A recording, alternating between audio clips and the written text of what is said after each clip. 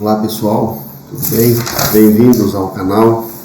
Eu sou o professor José Cláudio Motão, sou professor de graduação e pós-graduação já há 35 anos, tenho uma certa experiência clínica também, faço consultório e o canal aqui nós tratamos então de assuntos referentes à odontologia, focados na implantodontia, periodontia e as suas bases biológicas.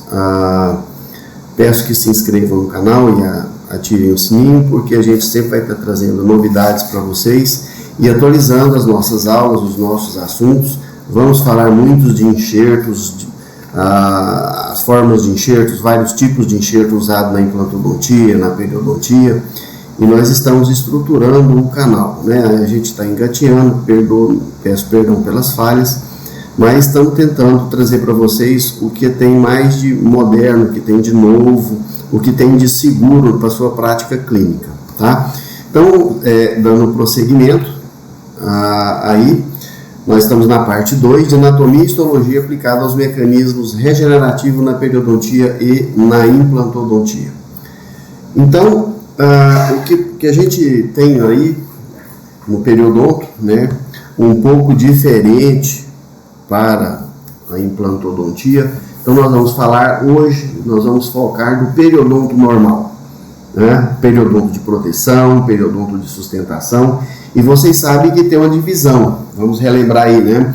O periodonto de proteção, representando então a gengiva, o periodonto de sustentação, onde nós temos as estruturas que suportam o dente, que é o cemento, o ligamento periodontal, o osso alveolar.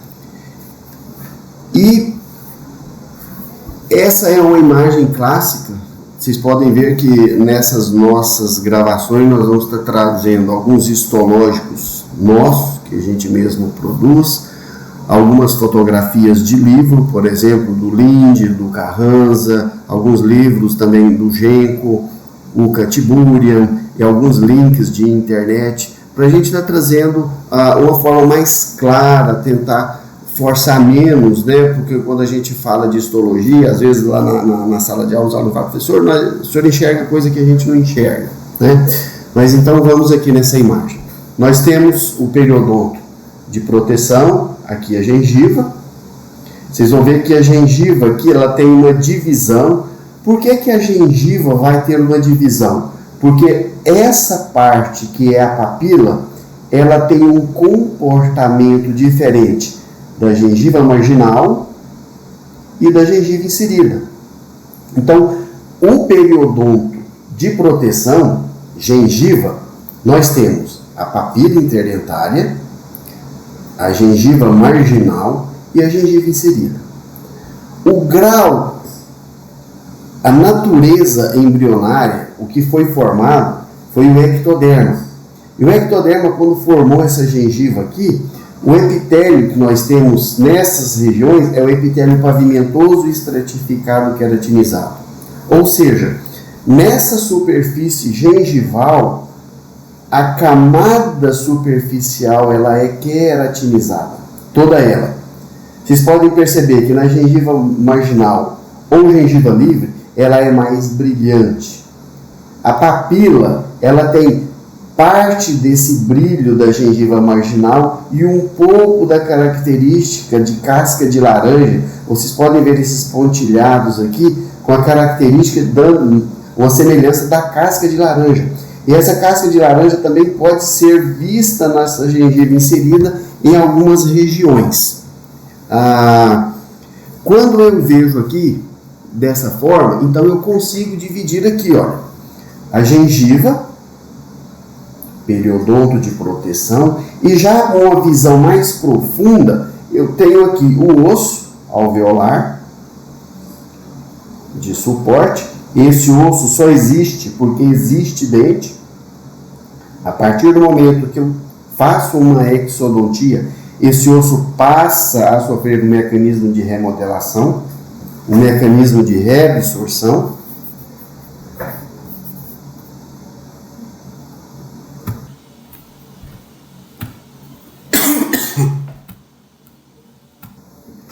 E aí, as divisões, depois nós vamos tratar mais para frente. Então é isso: periodonto de proteção gengiva, periodonto de proteção, cemento, ligamento, osso, tudo que dá esse suporte.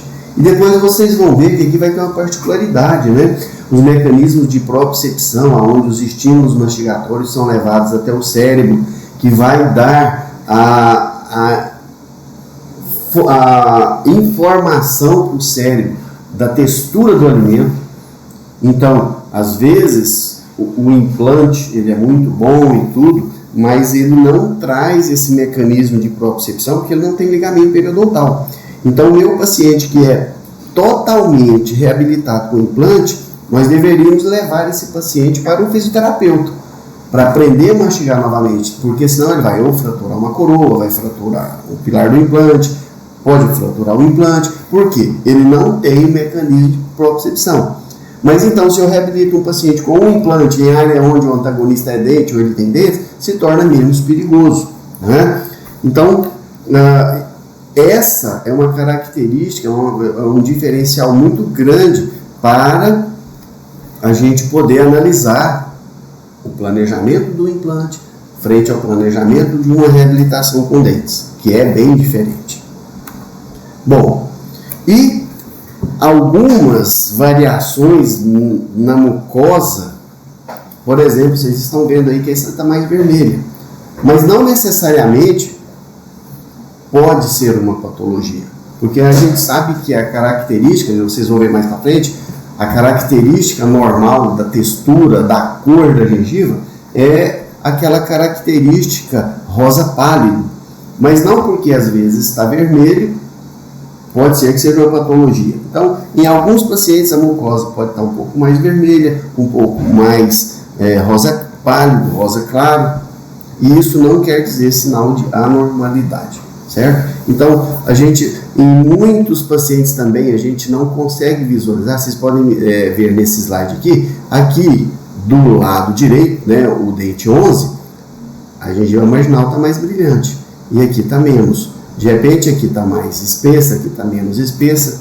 Então nós vamos ver também a classificação do periodonto. Classificação onde a gente fala periodonto tipo 1, 2, 3 e 4. E esse tipo 1, 2, 3 e 4, o mesmo paciente pode ter todos os 4 tipos de periodonto, variando então na espessura do osso, variando na espessura da mucosa, e isso faz com que ele seja mais ou menos protegido.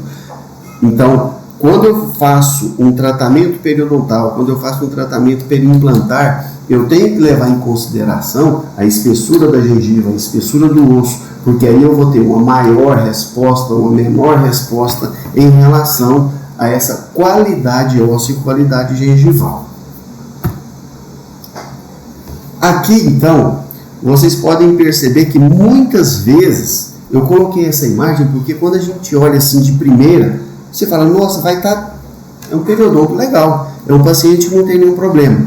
Então, eu não posso diagnosticar o meu paciente periodontalmente ou implantarmente só pela análise clínica, só pelo que eu estou vendo. Por exemplo, muitas vezes eu já deparei com tipos de periodonto que eu olho, parece que está normal, mas com profundidade de sondagem de 3, 6, 7 milímetros. E principalmente nas periodontites agressivas, que às vezes a gente parece que não percebe grande quantidade de cálculo, grande quantidade de placa, mas aí a gente observando, sondando, você vai ter uma profundidade de sondagem. Então, esse slide vem para mostrar, para reforçar com vocês que para eu diagnosticar um periodonto em saudável ou doente, né? Aquela classificação onde tem os estágios, né? Estágio 1, 2, 3 e assim sucessivamente, eu preciso de radiografias, eu preciso da história pregressa desse periodonto, eu preciso acompanhar, preciso fazer a sondagem periodontal, aí sim eu vou ter um diagnóstico preciso desse meu paciente, frente à sua idade, frente à morbidade, frente de como ele está, frente à evolução dessa doença, aí eu vou saber tratar, aí eu vou saber propor para o meu paciente um plano de tratamento. E aí, também, a fragilidade. Se vocês verem o arco superior desse paciente, ele tem um grau de queratinização, um grau de espessura gengival maior, melhor do que o inferior. Observe que no inferior, nos 4 incisivos, eu consigo visualizar até os capilares. Então, é um paciente que eu posso atender com o mesmo grau de habilidade, o mesmo grau de raspagem, os mesmos procedimentos de um paciente que tem uma gengiva espessa? Com certeza não. Então, nesse paciente eu tenho que ter mais cuidado. Por exemplo, um simples jato de bicarbonato, eu posso causar uma recessão gengival nesse paciente. E você pode perceber que normalmente esse tipo de periodonto o paciente não tem osso na face vestibular desses dentes. Então, um simples fato de uma escovação errada pode trazer a recessão gengival.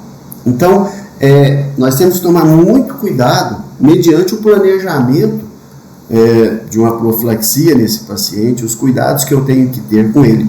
Então, é um paciente que tem uma boa higiene e se eu tiver 1 milímetro de gengiva inserida, já é o suficiente, mas, claro, é mais frágil, eu tenho que tomar mais cuidado, eu tenho que orientar bem esse paciente. E também, de acordo com as mudanças na textura, da coloração da pele do indivíduo, o indivíduo escandinavo, o indivíduo que tem a pele preta, o negro. Então, às vezes, isso se traz também presente na gengiva inserida. Vocês podem perceber que a mucosa é sempre mais vermelha. Mas aqui, por exemplo, esse padrão aqui é um padrão de normalidade. Isso aqui são manchas melânicas. Na camada basal do epitélio, nós temos os melanócitos, que são células brancas quando vistos histologicamente, mas que trazem a pigmentação dessa mucosa.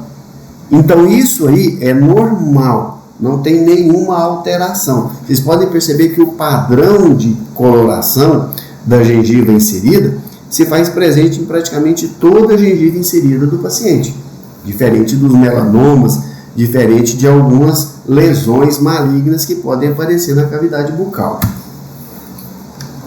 Bom, então, na anatomia periodontal nós temos a gengiva dividida em gengiva livre ou marginal, gengiva inserida e papila interdentária, como eu mostrei para vocês antes. Vou mostrar daqui a pouco também os limites e nós não podemos esquecer da mucosa alveolar, apesar dela não fazer parte do periodonto de proteção, tá? A gengiva que é o periodonto de proteção. Nesse slide, vocês vão perceber o número 1, marcando então a gengiva livre ou marginal, o número 2, a gengiva inserida, o número 3, a papila interdentária e o número 4, a mucosa alveolar. Nesse número 1, eu quero destacar para vocês que a gengiva marginal, ela nas coroas clínicas, dependendo o grau de erupção passiva, então vocês lembram que erupção passiva é diferente de erupção ativa. A erupção ativa é um movimento que o dente faz desde a cripta até encontrar o seu antagonista, o dente movimentando. A erupção passiva já é a análise feita baseada na profundidade do sulco, na posição da gengiva marginal, ou seja, no tamanho da minha coroa clínica.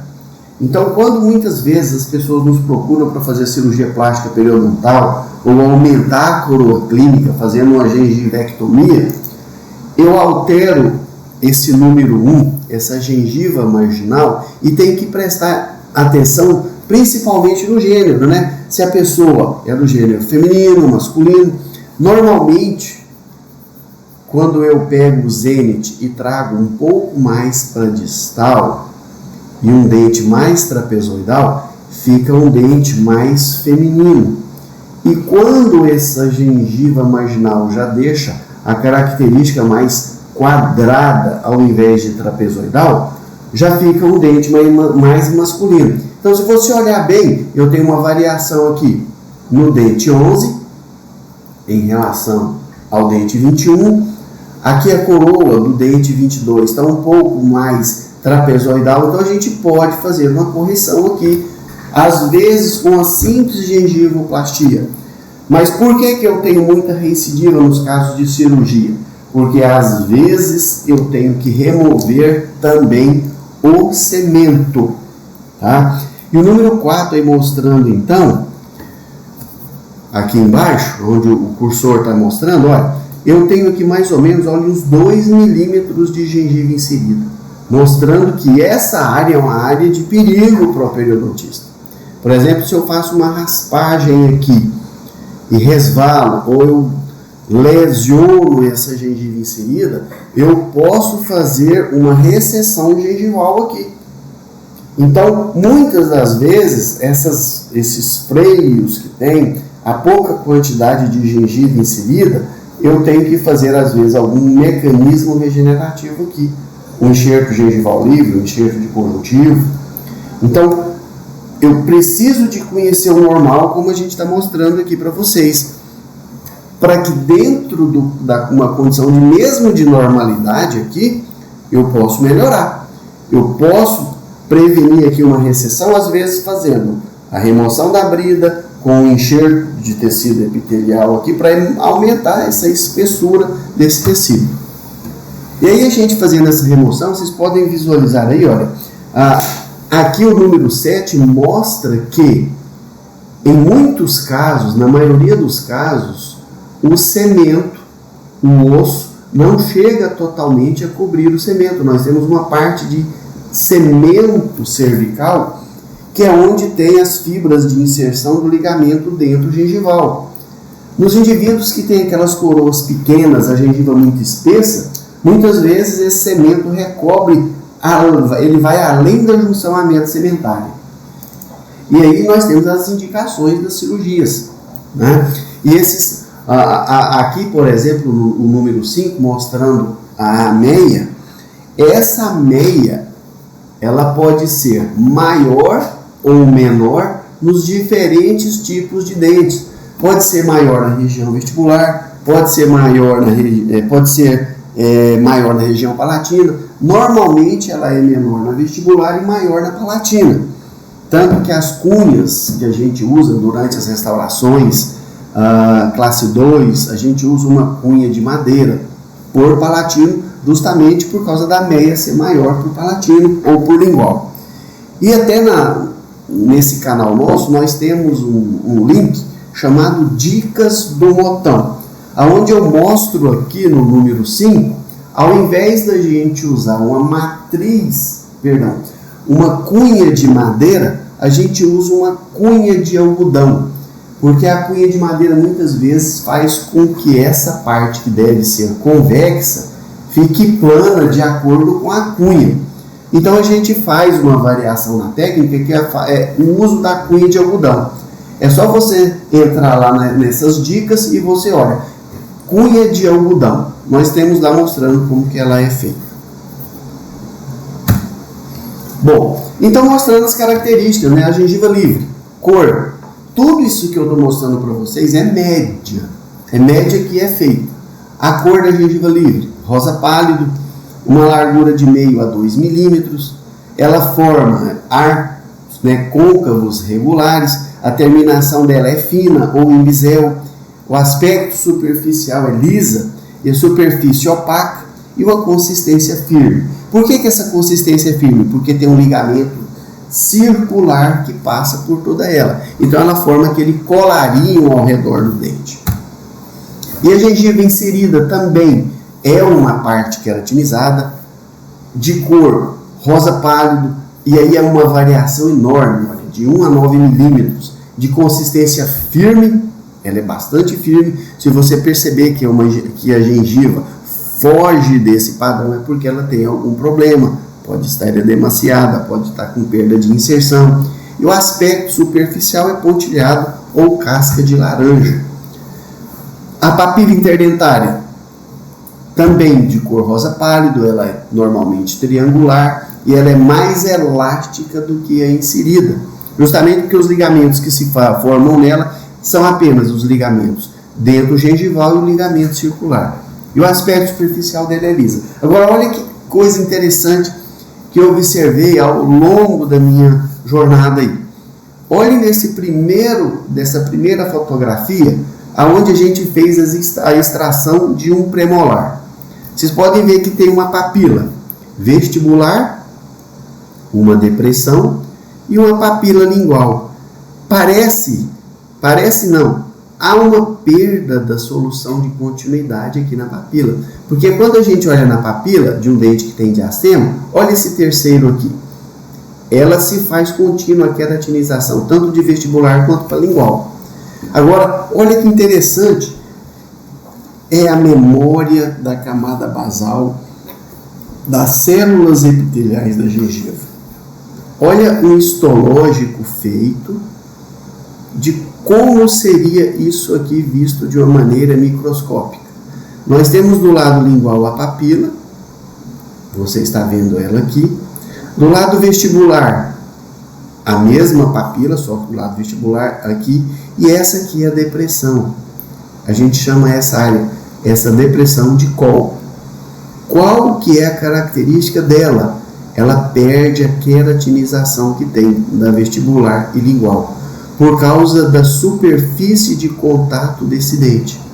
Então, vocês podem perceber nas exodontias de vocês que depois de um tempo, toda essa área aqui passa a ser queratinizada. Por quê? Porque esse epitélio passa a ser estimulado com o alimento que passa durante a mastigação, com a língua que estimula.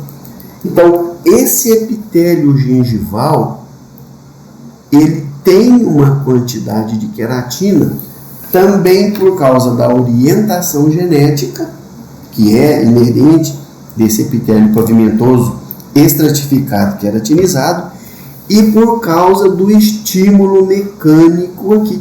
É como se fosse o calo da mão. Você pega um trabalhador braçal e vai ver as mãos, ela é cheia de calo. Se aquele trabalhador parar de trabalhar depois de alguns anos, vocês podem perceber que ele perde essa queratina. Então é um tecido que se adapta, né, a esses estímulos. E olha aí agora, eu mostrando para vocês, tudo bem, agora eu pego e coloco um implante aqui. O paciente perde o dente, passa um tempo sem nada e tal, e aí eu faço um implante. O que eu devo observar nisso daqui? Olha, se eu não tenho queratina nessa área de Kohl, essa é uma área onde pode ter uma fragilidade na defesa, onde as bactérias podem adentrar o tecido ósseo. Se vocês observarem nesse histológico aqui, ó, nesse estudo, isso aqui é uma condição inflamatória, é uma condição de contaminação desse tecido ósseo. Então, o meu implante, eu tenho que ter cuidado no paralelismo, na distância, na dimensão, porque a partir do momento que eu coloco a coroa nesse meu implante, aquela gengiva, por causa do ponto de contato, por causa da superfície de contato, vai passar novamente a não ter queratina nessa região. E com um fator preocupante.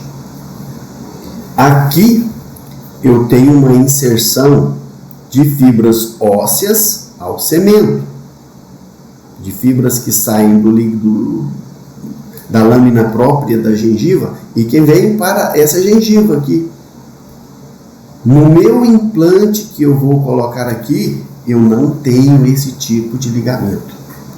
Então eu tenho que orientar o meu paciente a fazer uma escovação melhor, a passar o fio dental, a que qualquer mudança na textura de cor, qualquer problema, ele tem que me procurar.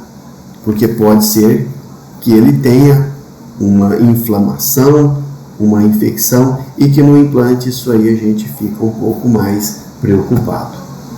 Então, nessa anatomia periodontal, eu tenho os limites. O sulco marginal limita gengiva livre e inserida. A união mucogengival ou linha mucogengival, ela limita a gengiva inserida e mucosa alveolar. E o sulco gengival, muita gente confunde, olha, sulco gengival é diferente de sulco marginal. O sulco gengival é o espaço entre a gengiva e o dente. E eu vou mostrar para vocês que por conta desse sulco gengival, o epitélio gengival perde a queratina. Justamente por causa do epitélio do sulco e do epitélio juncional. Se vocês olharem, quando eu falo do desenvolvimento e crescimento dos dentes, lá, estágio em botão, capuz, campânula avançado, vocês vão ver que esse desenvolvimento culmina na formação do sulco gengival, que é o espaço entre a gengiva e o dente. Então, só recapitulando. Sulco marginal limita a gengiva livre e inserida. Sulco gengival é o espaço entre a gengiva e o dente. E aí nós vamos mostrar para vocês isso daí. Olha o sulco marginal. Aonde o meu cursor está passando é o sulco marginal. Ele delimita a gengiva livre da gengiva inserida. Olha a variação de gengiva inserida. Olha, esse aqui é o periodonto que todo periodontista sonha, né, em ter. Esse aqui é o intermediário. E esse aqui vocês podem perceber que tem 1 milímetro. Mas isso também não quer dizer que não está saudável. Só que se eu resvalar a minha escova ou se eu fizer uma raspagem aonde tem 1 milímetro e eu faço uma raspagem muito agressiva, aqui eu vou ter mais risco de uma recessão. E nesse aqui, para ter recessão vai ser bem mais difícil. Normalmente a espessura óssea nesse do lado esquerdo é uma espessura óssea maior, porque a gengiva e o osso, eles convivem como se fosse uma simbiose. Se eu tenho um osso espesso, eu vou ter uma gengiva espessa.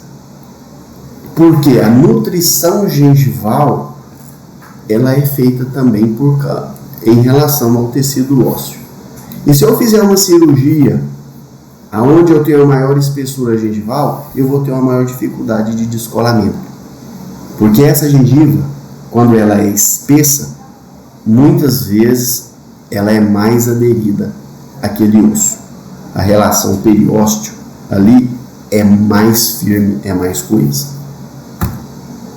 Então, olha que interessante. Isso foi tirado do livro do Linde, mostrando então o sulco gengival, e aqui representando alguns neutrófilos, né, no líquido do sulco. Aqui tem um líquido chamado de líquido crevicular.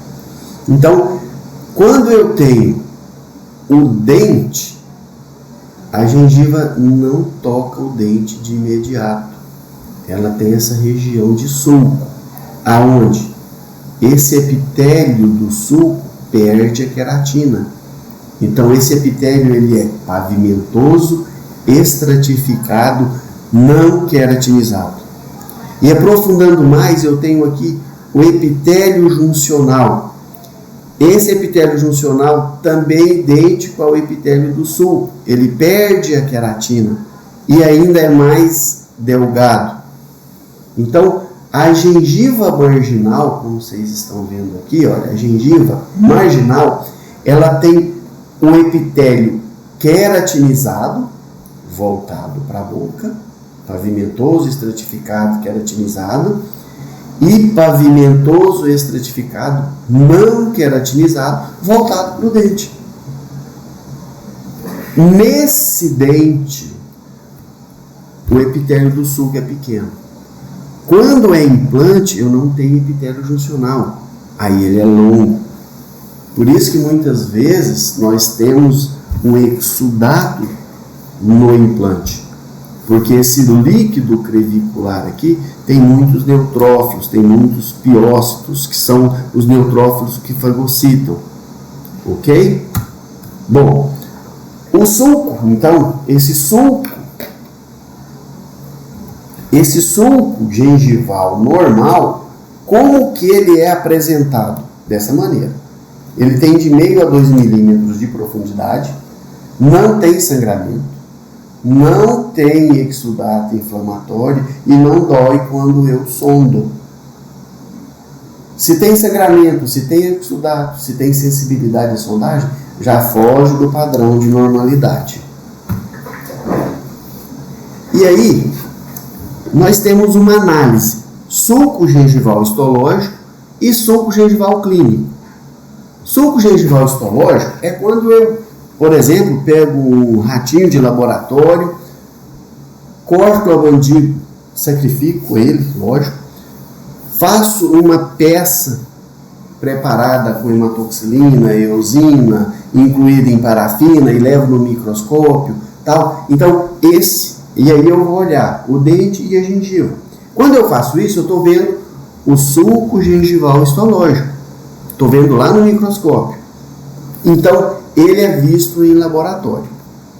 Esse sulco gengival clínico agora é quando eu pego minha sonda e vou lá no paciente. Então, a penetração da sonda periodontal vai desde a borda livre da gengiva até eu encontrar aquela resistência da junção dentro gengival, que é a parte mais apical do epitélio juncional. Então, logicamente, se esse sulco gengival é visto no microscópio e não tem nada sendo inserido ali, o sulco gengival histológico vai ser menor do que o clínico. Olha o tamanho de uma sonda sendo inserida ali. Então eu tenho aqui uns 3 milímetros. E quando eu vejo lá no meu histológico, eu tenho aqui meio milímetro. Essa é a diferença do sulco gengival histológico para o sulco gengival clínico. Então, tendo essa análise, eu vejo os tipos de epitélio. No epitélio gengival, eu tenho o epitélio oral, o epitélio do sulco e o epitélio juncional.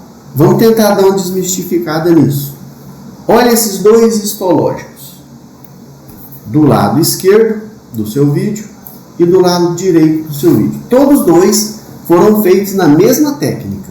Só que aqui eu tenho um dente.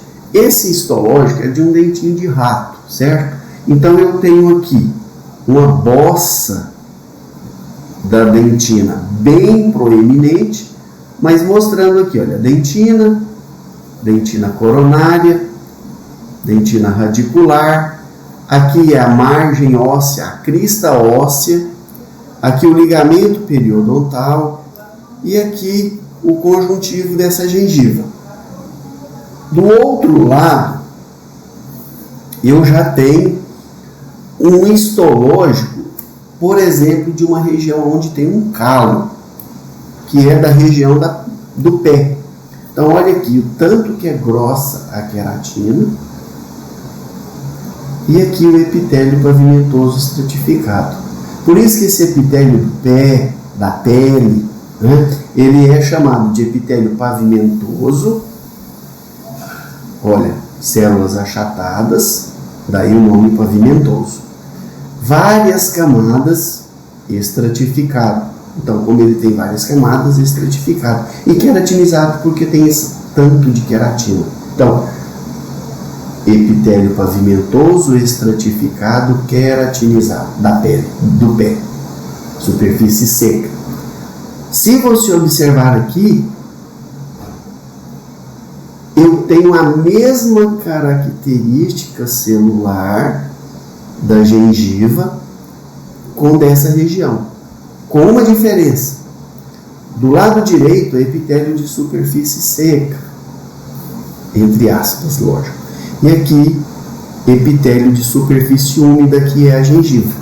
Esse vermelhinho que vocês estão vendo aqui na superfície da gengiva corresponde a isso tudo aqui na região do pé. O que eu quero dizer com isso?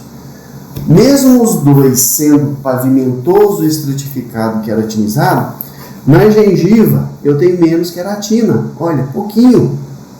Justamente porque o trauma exercido por aqui é o trauma da mucosa da bochecha, é o trauma do alimento passando. E aqui, por exemplo, eu tenho o solado de um sapato, eu tenho um chão por onde eu piso. Então esse epitélio forma mais queratina para proteger mais. Também para que não haja, e esse epitélio é mais espesso, para que não haja desidratação desse conjuntivo.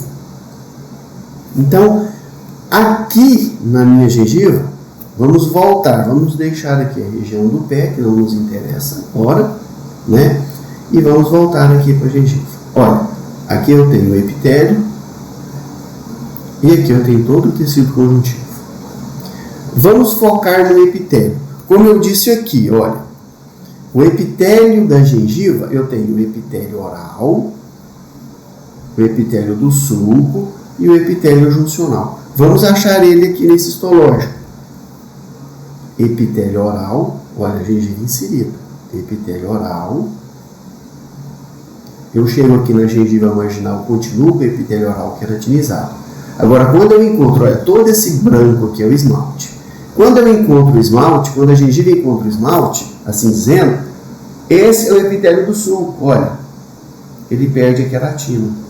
Então, epitélio oral, epitélio do sulco, e aqui esse epitélio que está junto do esmalte, encostado no esmalte. Esse é o epitélio juncional. Depois desse epitélio juncional, eu já tenho aqui o cemento radicular e interrompe aqui o epitélio juncional. Porque a partir daqui agora eu vou ter fibras que saem do cemento e vêm para a lâmina própria da gengiva. Olha aí. Então, a minha sonda não entra, não penetra isso aqui. Quando eu vou sondar o meu paciente, a minha sonda periodontal desce no epitélio do sulco e epitélio juncional. Ok? Então, recapitulando aqui, tipos de epitélio. O epitélio gengival tem esses 3 tipos, oral, sulcular e juncional. Então, o epitélio juncional tem esses 3 tipos. Ok? Quero agradecer, então, a participação, a atenção de vocês, e a gente vai estar trazendo, né, nós ainda temos mais algumas coisas a falar, para não ficar muito longo essa nossa apresentação. Eu vou trazer para vocês essas aulas fragmentadas aí, para a gente poder estar trazendo de uma forma bem simples, de uma forma rápida, que não canse vocês, tá bom? Muito obrigado, então até a próxima apresentação.